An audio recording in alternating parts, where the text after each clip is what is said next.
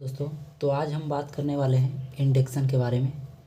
तो इंडक्शन किस तरीके से वर्क करता है और इसमें क्या क्या प्रोसेस होता है, ये सारी चीज़ों पे मैं बात करूँगा।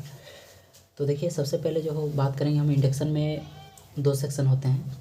एक जो सेक्शन होता है आईजीबीटी का सेक्शन होता है, दूसरा जो सेक्शन होता है एसएमपीएस का सेक्शन होता है। तो देखिए, आईजीबीटी का सेक्शन कुछ इस तरीके से होता है कि जैसे कि हम यहाँ से न्यूट्रल और फेस 220 वोल्ट एसी को जैसे ही ट्रांसफ़र करते हैं तो ये एक ब्रिज डायोड से होते हुए गुजरता है।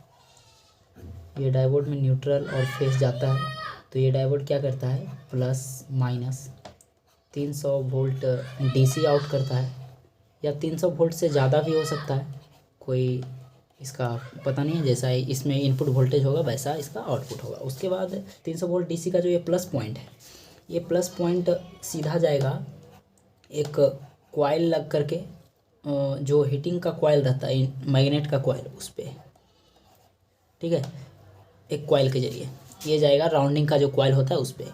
और नेगेटिव का जो पॉइंट होता है वो एक जाएगा मॉसफेट के सोर्स पे। कुछ इस तरीके से होता है मॉसफेट उसका, और ये इस तरीके से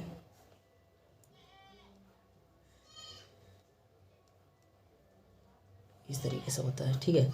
तो ये गेट हुआ इसका, ये ड्रेन हुआ और ये सोर्स हुआ।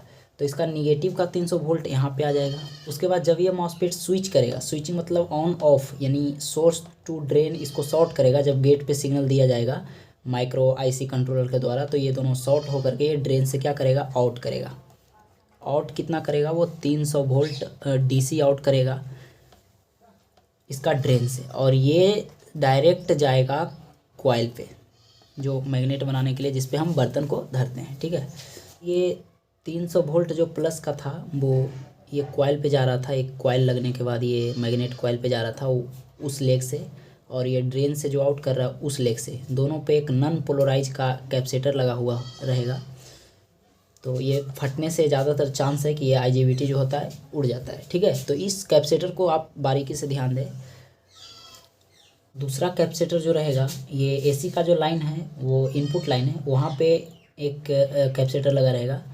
तो ये कैपेसिटर तो कम चांस है कि फटता है, लेकिन ये ज़्यादा चांस है जो आईजीबीटी का ड्रेन से आउट करता है, उसके बाद ये प्लस वाले जो डायरेक्ट कॉइल से होते हुए मैग्नेट कॉइल पे जाता है, उसको ज़्यादातर चांस हमने देखा है ज़्यादातर इंडक्शन में फटते हुए, ठीक है। तो इतना सारा सेक्शन इसका आईजीबीटी का होता है। उसके बाद ये गेट जो है, गेट पे सिग्नल देने का काम करेगा माइक्रो आईसी। तो चलिए अब जानते हैं कि आईसी किस तरीके से वर्क करता है और आईसी कैसे इसको गेट पे सिग्नल देता है, ठीक है। तो फिर से हम यहाँ पे डायग्राम बनाना चाहेंगे। देखिए, ये एसी का जो 200 वोल्ट आ रहा था न्यूट्रल और फेस से, उससे दो डायोड लगा हुआ रहेगा, एक इससे इस तरीके से और यहाँ से इस तरीके से, और ये निकल करके दोनों एक किया हुआ रहेगा। फिर यहाँ से एक आपको पता होगा डायोड, ब्रिज डायोड बनाने का तरीका तो आपको पता होगा, तो आपको समझ में आएगा, ठीक है। तो देखिए, एसी का दोनों न्यूट्रल और फेस से डायोड लग करके यहाँ पे प्लस बना रहा है, फिर से एक और डायोड लग के फिर से प्लस बना रहा है। मतलब इसको फुल्ली तरीके से ये 3 डायोड मिल करके ये प्लस का डीसी बना दिया। और ये डीसी बनने के बाद ये यहाँ हमको प्लस 300 वोल्ट डीसी मिल गया, ठीक है, प्लस का। अब क्या होगा, इसका निगेटिव 300 वोल्ट डीसी कहाँ से लाएगा, तो इसका ये जो है आपको सोर्स पे वोल्टेज माइनस का 300 दिया जा रहा था, वहाँ से ये निगेटिव का वोल्टेज ले लेगा। और ये दोनों पॉइंट का जो है पे एक कैपेसिटर लगाया जाएगा इस तरीके से, ठीक है। इस कैपेसिटर का वैल्यू 450 वोल्ट 10 म्यू का होगा। और उसके बाद आप देखिए, यहाँ पे एक ट्रांसफार्मर लगा होता है, छोटा वाला आपको दिखेगा, मैं आपको प्रैक्टिकल करके भी दिखाऊंगा। ये ट्रांसफार्मर का प्राइमरी सेक्शन है। उसके बाद यहाँ एक पत्ती लगा होता है, पत्ती आपको नहीं दिखेगा, शायद टेप वगैरह मारा रहता है। फिर ये इसका आउटपुट सेक्शन है, ठीक है। आउटपुट में आपको 3 पिन मिल सकते हैं या फिर 4 पिन मिल सकते हैं। तो ये प्लस का जो 300 वोल्ट है जो इस डायोड से आउट होके आ रहा था, वो डायरेक्ट यहाँ पे आएगा। उसके बाद इस पे जो माइनस का पॉइंट जाएगा, एक वाइपर 12A या फिर 22A का आईसी लगा हुआ रहेगा, उस आईसी से ये कनेक्ट रहेगा। देखिए, आईसी क्यों लगाया जाता है, इस पर हम बात करेंगे। तो आपको समझ में आया कि ये प्लस का 300 वोल्ट यहाँ से ले रहा है, और ये आईसी इसको क्या करता है, स्विचिंग करवाता है। आपको पता होगा, एसएमपीएस का वीडियो मेरा देखे होंगे तो जानकारी होगा कि जब तक उसको आईसी के द्वारा या मॉसफेट के द्वारा स्विचिंग नहीं कराया जाएगा, जब तक ये ट्रांसफार्मर काम नहीं करेगा। तो ये मॉसफेट है एक तरह से, इसको आईसी भी कह सकते हैं। तो मॉसफेट इसको क्या करवाता है, स्विचिंग करवाता है। स्विचिंग करवाने के कारण यहाँ पे हमको 3 या 4 प्रकार के वोल्टेज मिलेंगे आउट करके। एक लूप जो आउट करेगा वो ग्राउंड रहेगा इसका, मतलब ग्राउंड से कनेक्ट हो जाएगा। उसके बाद एक जो रहेगा 18 वोल्ट का रहेगा। तो 18 वोल्ट जो आउट करके निकल रहा है वो एसी निकल रहा है। तो यहाँ पे एक डायोड लगाया जाएगा, ये डायोड से इस तरीके से। तो ये अब डीसी बन गया 18 वोल्ट। अब ये डायरेक्ट फ़ैन के लिए जाएगा, जो आपका कूलिंग फ़ैन होता है। उसके बाद सेकेंड जो वोल्टेज निकलता है वो आपको 19 वोल्ट के लमसम निकलता है। ये मुझे पता नहीं है कन्फर्म, लेकिन ये भी वोल्टेज निकलता है। यहाँ पर भी एक डायोड लगा हुआ, क्योंकि भाई ट्रांसफार्मर जो है एसी आउट करता है, तो उसको डीसी बनाने के लिए डायोड को इस्तेमाल किया जाएगा। तो यहाँ से ये वोल्टेज आउट करेगा, जो कि आईसी के लिए जाता है, माइक्रो कंट्रोलर के लिए। और यही माइक्रो कंट्रोलर इस ट्रांसफार्मर के द्वारा ऑपरेट होता है, यानी कि चालू होता है, और ये गेट पे सिग्नल यहाँ पे देता है। तो ये रहा इंडक्शन का कारनामा, ठीक है। और इससे ज़्यादा इसमें होता कुछ नहीं है। आपको यदि ये सारा सेक्शन ओके है या आईजीबीटी वगैरह शॉर्ट नहीं है, तो आपको यहाँ पे वोल्टेज चेक करना है। यदि वोल्टेज यहाँ पे ओके है तो देखिए होता क्या है कि यदि इधर कोई प्रॉब्लम आएगा तो ये जो वोल्टेज 300 का जो जा रहा था, वहाँ एक 22 ओम का रेजिस्टेंस लग के ये कैपेसिटर पे जाता है। वो ऐसा क्यों? क्योंकि इधर इधर कोई शॉर्ट होता है तो ये 22 ओम का जो रेजिस्टेंस है वो फ्यूज की तरह काम करता है, वो फूक जाएगा। अभी मैं आपको दिखाता हूँ। तो ये आपका 220 वोल्ट एसी का लूप है, जो कि एक फ्यूज के ज़रिए आया है। देखिए यहाँ पे ये फ्यूज इसलिए लगाया जाता है क्योंकि आईजीबीटी शॉर्ट होगा तो फ्यूज फूक जाएगा। यहाँ से ये फ्यूज के लग करके ये डायोड में गया, न्यूट्रल और फेस डायोड में जाने के बाद ये 300 वोल्ट डीसी निकाल रहा है। और ये क्या किया, ये कॉइल के ज़रिए प्लस का पॉइंट आ गया है किस पे, ये आउट कर रहा है कॉइल उस पे। तो जैसा कि मैंने यहाँ पे बताया था कि ये कॉइल के ज़रिए आ जाएगा यही, ये प्लस वाले।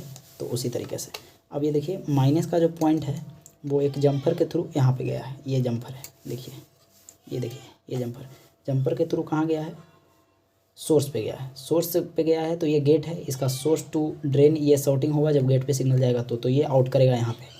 मतलब ये प्लस का यहाँ आ गया और माइनस का मॉसफेट के जरिए यहाँ पे आ गया। अब ये दोनों के बीच में एक कैपेसिटर लगाया हुआ रहेगा। ये यहाँ पे कैपेसिटर लगा हुआ रहता है, जो कि हमने निकाल करके किसी और से लगा दिया है। उसके बाद देखिए एसी का सेक्शन में भी कैपेसिटर लगा हुआ है। तो ये देखिए यहाँ पे जो कैपेसिटर लगा हुआ है ज़्यादातर हमने केस में देखा कि फट जाता है। अब देखिए आईजीबीटी का सेक्शन तो ओके हो गया। अब देखते हैं कि ये आईसी में वोल्टेज किस तरीके से जाता है। तो हमने बोला था कि 3 डायोड मिल करके जाएगा। तो देखिए यहाँ से 1 2 3, ठीक है। तो देखिए यहाँ पे ये एसी का लूप से एक डायोड मारा है, और दूसरा कंडीशन में ये क्या किया है, यहाँ से एक डायोड मारा है। तो ये 2 डायोड हो गया। उसके बाद एक यहाँ मारा है, मतलब 3 डायोड ले लिया, या प्लस बनाया, फिर से एक और बार प्लस बनाया, फिर यहाँ से एक रेजिस्टेंस लगा 22 ओम का। ये फ्यूज के भांति काम करता है। तो देखिए फूक गया था, तो इसको कोई मैकेनिक क्या किया है, इसको शॉर्टिंग किया है। अब देखिए ये रेजिस्टेंस लग करके कहाँ जाएगा, डायरेक्ट ये ट्रांसफार्मर में जाएगा। तो ये ट्रांसफार्मर का 2 लूप है, ये प्लस का चला गया ट्रांसफार्मर में, इस ट्रांसफार्मर में गया है। देखिए ये अब ये जो दूसरा लूप है वो आईसी के थ्रू गया है, बाई पर 12 है या 22 से भी रह सकता है। देखिए ये अब ये आईसी क्या करेगा, इसको ट्रांसफार्मर को स्विचिंग करवाएगा। तो इसमें 3 लूप निकला हुआ है, एक ग्राउंड रहेगा। तो इसका ग्राउंड कौन है, तो देखिए ये बीच वाले लूप ट्रांसफार्मर से निकला, ये इसका निगेटिव है। देखिए ये निगेटिव आप ट्रेस करेंगे तो डायरेक्ट जाएगा मॉसफेट के सोर्स पे, ठीक है। सोर्स जो कि ये ब्रिज डायोड का निगेटिव पॉइंट है। उसके बाद ये बीच वाले तो निगेटिव हो गया और ग्राउंड, और ये आपको एक डायोड लग करके डायरेक्ट जाएगा आईसी पे एक ट्रांजिस्टर के जरिए। ट्रांजिस्टर इसको आईसी को वोल्टेज स्विचिंग करवा के देता है। उसके बाद देखिए दूसरा लूप में एक डायोड लग करके ये प्रिंट यहाँ पे आके ये फ़ैन के लिए काम किया है, ठीक है। तो फ़ैन भी डायरेक्ट नहीं चलता है, प्लस वाले पॉइंट तो फ़ैन में डायरेक्ट चला गया यहाँ से एक डायोड लग के, लेकिन निगेटिव का जो पॉइंट है ये ट्रांजिस्टर से जाएगा। ट्रांजिस्टर से क्यों जाएगा, क्योंकि जब ये हीट होता है तभी फ़ैन चलता है, नहीं तो फिर नहीं। ट्रांजिस्टर इसको स्विचिंग की तरह काम करवाता है। जब हीट होगा तो ट्रांजिस्टर इसको स्विचिंग करवा के फ़ैन को वोल्टेज देगा। ऑलरेडी फ़ैन में प्लस का पॉइंट गया हुआ रहता है और इसका निगेटिव पॉइंट इसको देना रहता है, और आईसी में भी वही है। तो ये सब सिस्टम होता है। उसके बाद यदि आपको एसएमपीएस सेक्शन में भी शॉर्ट आता है तो सीरीज का बल्ब हाई वोल्टेज में ग्लो करेगा, ठीक है।